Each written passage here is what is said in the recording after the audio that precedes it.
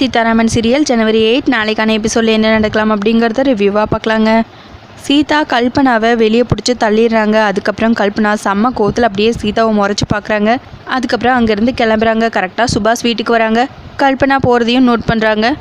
ஏன் என்னாச்சு, ஏன் எல்லாரும் வெளியே நிற்கிறீங்க, கல்பனா வேற கோமா போகிறா அப்படின்னு சுபாஷ் சீதா கிட்ட கேட்கவும், என்ன ஆச்சா, நல்லா கேட்டிங்க கேள்விங்கிறாங்க சீதாவோட அம்மா. அதுக்குள்ளே வீட்டில் இருக்கிற மற்ற எல்லாரும் வந்துடுறாங்க. அண்ணா என்ன ஆச்சுண்ணே அப்படின்னு சேதுக்கிட்ட சுபாஷ் கேட்கவும், உண்மையை சொல்லுங்கள், உங்கள் பொண்டாட்டி அர்ச்சனாவும் கல்பனாவும் என்ன பண்ணாங்கன்னு உங்களுக்கு தெரியாதா அப்படின்னு மீரா கேட்கவும், என்ன காரியம், என்ன பேசுகிற நீங்கிறாங்க சுபாஷ். உண்மையிலே உங்களுக்கு தெரியாதாங்கிறாங்க சீதா. சாமி சத்தியமாக எதுவுமே எனக்கு தெரியாதுங்கிறாங்க சுபாஷ். டே பேசாதடா, பெரிய இவ மாதிரி பேசிகிட்டு இருக்க, பொண்டாட்டியும் குழந்தையாவும் என்ன பேசுகிறாங்க என்ன பண்ணுறாங்கன்னு தெரியாமல் இருக்க. பசங்க பிளேட்டை மாற்றி வச்சதால ஒரு உயிர் தப்பிச்சது, இல்லைன்னா என்ன ஆயிருக்கும் இந்நேரம்.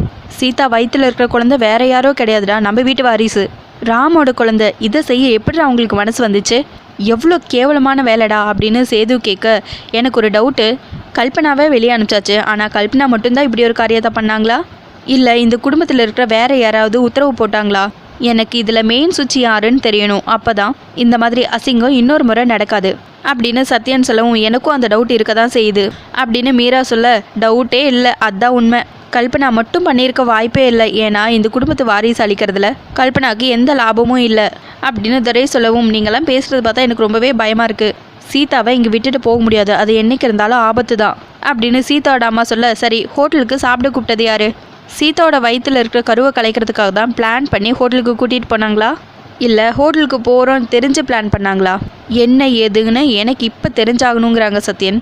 டேய் என்னடா பேசுகிற நீ, நான் எல்லாரையும் தான் ஹோட்டலுக்கு கூட்டிகிட்டு போனேன், அதுக்கும் இதுக்கும் எந்த சம்மந்தமும் இல்லை, நான் குழந்தை நல்லா இருக்கணுங்கிறதுக்காக உப்பு காரம் இல்லாமல் சாப்பிட்ருக்கேன், ஒரு வாரம் கடுமையான விரதம் இருந்திருக்கேன், விரத சாப்பாடு சாப்பிட்டு நாக்கே செத்து போச்சு, அதான் ஏதாவது ருசியாக சாப்பிட்ணுன்னு இருந்துச்சு, நான் மட்டும் போனால் நல்லா இருக்காதுன்னு தான் எல்லாரையும் கூட்டிகிட்டு போனேன், என்ன அது ஒரு தப்பா, இதை பாரு, தேவையில்லாமல் எல்லாத்தையும் சம்மந்தப்படுத்தி என்னை குற்றவாளி ஆக்கணும்னு நினச்ச கொன்றுவேன் அப்படின்னு மகா சத்யனை பார்த்து சொல்ல, சம்மந்தப்படாமல் இருக்கலாம், ஆனால் ஏதோ ஒரு விதத்தில் சம்மந்தம் இருக்குது, ஹோட்டலில் வச்சு தானே எனக்கு மருந்து கொடுக்க பார்த்தாங்க, அங்கே எப்படி திடீர்னு மருந்து வந்துச்சு அப்படின்னு சீதா கேட்கவும், அப்போது ஹோட்டலுக்கு போகிறதுக்கு முன்னாடியே மருந்து ரெடியாக இருந்திருக்கு, உண்மையாகவே ஹோட்டலுக்கு போகிறதுக்கு அதுதான் காரணமாகறாங்க மீரா.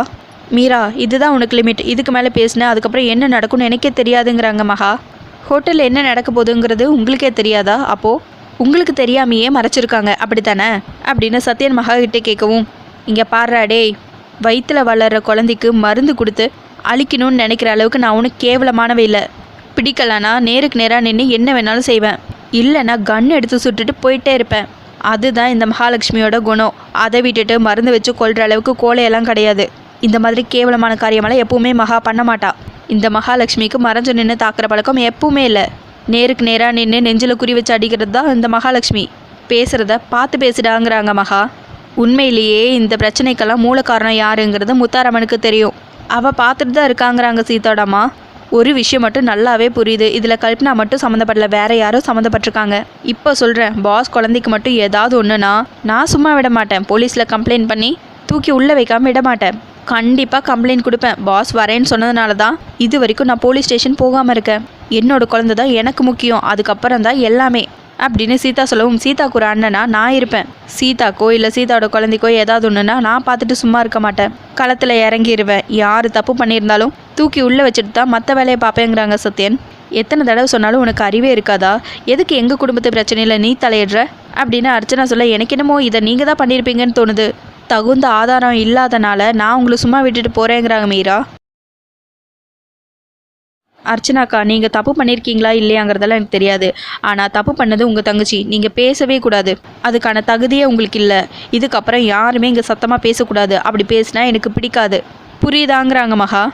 அண்ணா நாங்கள் கிளம்புறோம், மகான்னு எதோ சொன்னாலும் தலையாட்டினா இப்படி தான் நடக்கும், சீதா நான் கிளம்புறேங்கிறாங்க மீரா. ஏய் நில்லுடி, என்னடி சொன்ன, இப்போ நீ என்னடி சொன்ன, மகான் இருந்தால் இப்படி தான் நடக்குமா, நான் இருக்கும்போது இவ்வளோ தைரியமாக பேசிகிட்டு இருக்க அப்படின்னு மகா சொல்லவும், சத்யா நீங்கள் கிளம்புங்கிறாங்க துரை. அண்ணே நான் தான் இங்கே பேசிகிட்டு இருக்கல, நீ பாட்டுக்கு கிளம்புங்கன்னு சொல்கிற, நான் இன்னும் பேசி முடிக்கலேங்கிறாங்க மகா. கல்பனா மட்டும் பண்ணியிருந்தாலோ இல்லை அர்ச்சனாவும் சேர்ந்து பண்ணியிருந்தாலோ இல்லை சுபாஷ் அர்ச்சனா கல்பனா 3 பேரும் சேர்ந்து பண்ணியிருந்தாலோ இதில் உனக்கும் பங்கு இருக்குது, இது ஏன் குடும்பம், நான் தான் ஆட்சி ஆளணும்னு சொல்லுவேல்ல, இங்கே என்ன தப்பு நடந்தாலோ அதுக்கு நீ தான் காரணம், அதுக்கு நீ தான் பொறுப்பு, அந்த தப்புக்கெல்லாம் உனக்கும் பங்கு இருக்குங்கிறாங்க துரை. அதுக்கப்புறம் சத்யன் மீரா 2 பேர்த்தையும் கிளம்ப சொல்லிடுறாங்க துரை. அவங்க 2 பேரும் அங்கேருந்து கிளம்பிடுறாங்க. அக்கா என்னக்கா இதெல்லாம், கண்டவங்கெல்லாம் எங்களை பேசிட்டு போகிறாங்க, இவங்க பேசுகிறதெல்லாம் நான் காது கொடுத்து கேட்கணுமா? எனக்கு இது தேவையா? இங்கே பாருங்கள், இப்போவே சொல்கிறேன் கேட்டுக்கோங்க. இதில் மட்டும் நீங்கள் சம்மந்தப்பட்டிருந்தீங்கன்னா உங்களையும் சேர்த்து வெளியே அனுப்பிடுவேன், பார்த்துக்கோங்க. அதை யாருமே தடுக்க முடியாதுங்கிறாங்க மகா. இவங்க மட்டும் இல்லை, வேறு யார் தப்பு பண்ணியிருந்தாலும் அவங்கள தண்டிக்காமல் நான் விட மாட்டேன் அப்படின்னு சொல்லிட்டு ரொம்ப வேகமாக சீதா அவங்க ரூமுக்கு போகிறாங்க. அதுக்கப்புறம் சத்யன் பேசினதெல்லாம் அப்படியே சீதா யோசிச்சு பார்க்குறாங்க. இதுக்கு மெயின் சுவிட்ச் யாருன்னு எனக்கு தெரியணும் அப்படின்னு சத்யன் சொல்லியிருப்பாங்க. அதெல்லாம் யோசிச்சு பார்த்துட்டு கரெக்டாக ராமுக்கு ஃபோன் பண்ணுறாங்க சீதா. கரெக்டாக அந்த டைமில் ராமும் ஃபோனை கையில் வச்சுட்டு சீதாவோட ஃபோட்டோவையே பார்த்துட்ருக்காங்க. சீதா கால் பண்ணதுமே அட்டன் பண்ணி, இப்போ தான் உன்னை பற்றி யோசிச்சுட்டே இருந்தேன், உன்னை பார்த்துட்டே இருந்தேன், அதுக்குள்ளே நீயே கால் பண்ணிட்ட அப்படின்னு ராம் கேட்கவும் சீதா மடமடன்னு அழ ஆரம்பிச்சிடுறாங்க. ஏய் சீதா, என்ன ஆச்சு சீதா? நீ தானே எனக்கு ட்ரைனிங்காக அனுப்பிச்சி வச்ச, அதுக்கப்புறம் இப்படி அழுத எப்படி அப்படின்னு ராம் கேட்கவும், பாஸ் இங்கே என்ன நடந்துச்சுன்னு தெரிஞ்சால் நீங்களே அழ ஆரம்பிச்சிருவீங்க அப்படின்னு சீதா சொல்ல, என்ன நடந்துச்சுன்னு சொல்லு சீதாங்கிறாங்க ராம். அதுக்கப்புறம் ஹோட்டலில் நடந்த எல்லா விஷயத்தையும் லைனாக அப்படியே சீதா சொல்லவும் ராம் பயங்கரமாக டென்ஷன் ஆயிடுறாங்க. சரி, நான் நாளைக்கே கிளம்பி நான் ஊருக்கு வரேன், நீ எதுக்கும் வருத்தப்படாத அப்படின்னு ராம் சொல்லிட்டு இருக்கவும், இல்லை பாஸ் நீங்கள் வர வேணாம், ஒருவேளை இதை மட்டும் நான் இப்போ சொல்லாமிட்டேன்னா தப்பாயிருமோங்கிற பயத்தில் தான் நான் இப்போ சொன்னேன், மற்றபடி நீங்கள் இங்கே வர வேணாங்கிறாங்க சீதா. சீதா இதுக்கு மேலே நீ எதுவும் பேசாத, நான் வந்துடுவேங்கிறாங்க ராம். அதுக்குள்ளே சீதாவோட அம்மா வராங்க, ஃபோனை வாங்கி பேசுகிறாங்க. தம்பி ஒன்றும் பிரச்சனை இல்லை, நான் இருக்கேன்ல, நான் பார்த்துக்கிறேங்கிறாங்க. இல்லை ஆண்டி, நான் நாளைக்கு நைட் அங்கே வந்துடுவேன், நான் லீவ் போட்டு தான் வரேன், ட்ரைனிங் எல்லாம் மொத்தமாக விட்டுட்டு வரல, 2 நாள் லீவில் தான் வரேங்கிறாங்க ராம். சீதாவோட அம்மா 2 பேரும் எவ்வளவோ சொல்லி பார்க்குறாங்க. ஆனால் ராம் விடாப்பிடியா, இல்லை நான் வந்து ஏதோ ஒன்று பண்ணி தான் ஆகணும், இது இப்படியே விடக்கூடாது அப்படின்னு சொல்லிடுறாங்க. அதுக்கப்புறம் மகா அவங்க ரூமுக்கு வராங்க. அங்கே பார்த்தா சேது தனியாக உட்காந்து யோசிச்சுட்டே இருக்காங்க. ஏன் சேது தனியாக உட்காந்துட்ருக்கீங்க, என்ன ஆச்சு அப்படின்னு கேட்க, ஒன்றும் இல்லை மகா, ஒரு பிரச்சனை போனால் இன்னொரு பிரச்சனை வந்துட்டே இருக்குது, நம்ம வீட்டுக்கு புதுசாக ஒரு வாரிசு வந்தால் சந்தோஷம் தானே அப்படின்னு சேது கேட்கவும், கண்டிப்பாங்கிறாங்க மகா. ஆனால் எல்லாரும் அப்படி இருக்கிற மாதிரி தெரியலையே, கல்பனா ஏன் தான் இப்படியெல்லாம் பண்ணுறான்னு தெரியல அப்படின்னு சொல்லவும், எனக்கும் அதுதான் தெரியல, அர்ச்சனா அக்கா முகத்துக்காக பார்க்க வேண்டியது இருக்குது, இல்லைன்னா நானே எப்போவோ அவளை வீட்டை விட்டு விரட்டியிருப்பேன் அப்படின்னு மகா சொல்ல, கல்பனா இப்படியெல்லாம் பண்ணுறான்னு தெரிஞ்சோம் அர்ச்சனா எதுக்காக இதுக்கெல்லாம் சம்மதிக்கிறா? ராம் அர்ச்சனாவுக்கும் புள்ள மாதிரி தானே, அர்ச்சனா மேலேயும் சித்தின்னு பாசம் வச்சுருக்கான்ல, ஒருவேளை அர்ச்சனாவுக்கு ஷேர் கிடைக்கல அப்படின்னு ராம் மேலே ஏதாவது கோமா இருக்குமா? சொத்தும் குழந்தையும் ஒன்றா மகா? அது முதல்ல நம்ம குடும்பத்துக்கு வர போகிற வாரிசு, பெரிய கனவோட ராமும் சீதாவும் இருக்காங்க, அவங்களோட ஆசையும் கனவையும் அழிக்க எப்படி மனசு வருது? ஆண்டவன் கேட்காம கொடுக்குற ஒரே வரம் பிள்ளை வரம் தான், அதை போய் கலைக்கணும்னு எப்படி உங்களுக்கு மனசு வந்துச்சு? இப்போல்லாம் அர்ச்சனாவை பார்த்தாவே எனக்கு ரொம்ப அருவருப்பாக வருதுங்கிறாங்க சேது. நம்ம குடும்பத்தில் இப்படி ஒருத்தர் இருக்கான்னு நினச்சாலே வெக்கமாக இருக்கு மகா அப்படின்னு சொல்ல, கண்டிப்பாக அர்ச்சனாக்காக்கும் இதில் ஏதோ சம்மந்தம் இருக்குது, அவங்களுக்கு தெரியாமல் கல்பனா எதையுமே செய்ய மாட்டா, 2 பேரும் ஒட்டி பிறந்த ரெட்டை பிறவைங்க தான், 2 பேர் புத்தி ஒரே மாதிரி தான் இருக்குது, அர்ச்சனாக்காவை என் கூட பிறந்த அக்கா மாதிரி தான் நான் பார்த்தேன், அவங்க முதல் மாதிரி இப்போ இல்லை. கல்பனா இந்த வீட்டுக்குள்ளே வந்த உடனே அர்ச்சனாக்கோட குணமே மாறி போயிடுச்சு. முன்னெல்லாம் என்கிட்ட எதையுமே மறைக்க மாட்டாங்க, இப்போது அவங்க என்ன பண்ணுறாங்கன்னே தெரிய மாட்டேங்குது, அவங்களையும் ஏன் கண்ட்ரோலுக்கு கொண்டு வரேங்கிறாங்க மகா. இது எல்லாத்தையும் அர்ச்சனா வெளியே நின்று வேடிக்கை பார்த்துட்ருக்காங்க, கேட்டுட்ருக்காங்க, இல்லைன்னா நம்ம எல்லாத்துக்குமே ஆபத்து தாங்கிறாங்க மகா.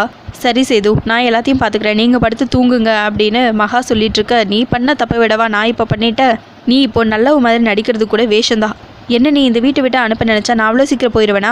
என் மேலே நீ ஏதாவது பழிய போட்டனா நீ பண்ண எல்லாத்தையும் போலீஸ் ஸ்டேஷனில் சொல்லி உன்னை உள்ளே தூக்கி வச்சிருவேன், எனக்கு எதிராக நீ மாறினா அப்படியே கடிச்சு கொன்றுவேன், உன்னை உயிரோடையே விட மாட்டேன், வேரோட அழிச்சிருவேன் அப்படின்னு அர்ச்சனா தனக்கு தானே எல்லாத்தையும் பார்த்துட்டு பேசிகிட்டு இருக்காங்க. அடுத்ததாக சீதா தூங்கிட்டு இருக்காங்க. அப்போ கரெக்டாக ராம் வராங்க. சீதான்னு எழுப்பவும் சீதா டக்குன்னு எழுந்திரிச்சு உட்காராங்க. பாஸ் வந்துட்டிங்களா அப்படின்னு கேட்க, வந்துட்டேன் சீதாங்கிறாங்க ராம். என்ன பாஸ் நாளைக்கு தானே வரேன்னு சொன்னீங்க, அதுக்குள்ளே இப்போவே வந்துட்டீங்க அப்படின்னு கேட்க, ஆமாம் சீதா, நீ சொன்னதுக்கப்புறம் என்னால் அங்கே இருக்க முடியல, உன்னோட ஞாபகமாகவே இருந்தது, அதனால தான் நான் இப்போவே கிளம்பி வந்துட்டேன் அப்படின்னு சொல்ல, சீதா அப்படியே பயங்கரமாக அழ ஆரம்பிக்கிறாங்க. சீதா நான் தான் வந்துட்டேன்ல அழாத அப்படின்னு ராம் சொல்லவும், பாஸ் நீங்கள் பக்கத்தில் இருந்தாலும் எனக்கு அழ தான் வருது, ஆனால் பாஸ் நீங்கள் ட்ரைனிங் விட்டுட்டு வரல அப்படின்னு கேட்க, இல்லை சீதா நான் ட்ரைனிங் விட்டு வரல, நோ டென்ஷனுங்கிறாங்க ராம். பாஸ் நம்ம குழந்தைய அழிக்க பார்க்குறாங்க, நமக்கு குழந்தை பிறக்கிறது அவங்களுக்கு பிடிக்கல பாஸ், இப்படி தான் பாஸ், நான் அன்றைக்கி ஒரு நாள் படிக்கட்டில் நின்றுட்டு இருந்தேன், அந்த கல்பனா மெதுவாக பின்னாடி வந்திருக்காங்க, என்னை தள்ளிவிட தான் வந்திருப்பாங்க, அந்த ஃபோட்டோ எல்லாம் முத்தாரம்மன் ஃபோட்டோ, அது கீழே விழுந்து கல்பனா வந்தது காட்டி கொடுத்துருச்சு, அந்த முத்தாரம்மன் தான் பாஸ் என்னை காப்பாத்துச்சு அப்படின்னு சீதா சொல்லவும், சீதா நீ கும்பிட்றமன் எப்போவும் உனக்கு துணையாக இருக்கும், கவலைப்படாதேங்கிறாங்க ராம். அதோட எபிசோடு முடிச்சிருக்காங்க. உங்களுக்கு இந்த வீடியோ பிடிச்சிருந்தா லைக் அண்ட் சப்ஸ்கிரைப் பண்ணி நம்ம சேனல் சப்போர்ட் பண்ணுங்கள். தேங்க்யூ.